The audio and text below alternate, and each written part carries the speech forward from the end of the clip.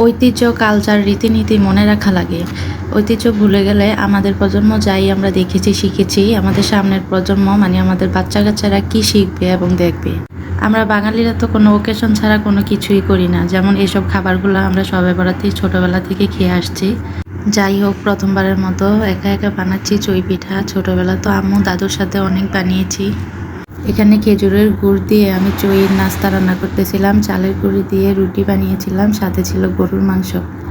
প্রথমবার হিসেবে অত খারাপ হয়নি, একা একা করেছি, আলহামদুলিল্লাহ করতে তো পেরেছি। এই জন্যই বলেছিলাম আমরা যেহেতু এসব খাবারের সাথে পরিচিত তাই করতে পেরেছি বা খেয়েছি। আমরা যদি এগুলো না করি আমাদের বাচ্চারা কি শিখবে আর কি খাবে? এই চই পিঠা এগুলো তো এখনকার প্রজন্মের বাচ্চারা চিনবেই না। আর আমরা ছোটবেলায় সবে পড়াতে কত আনন্দ করেছি, এই ঘর ওই ঘর থেকে নাস্তা সেমাই নিয়ে আসতাম, দিয়ে আসতাম, কত সুন্দর ছিল।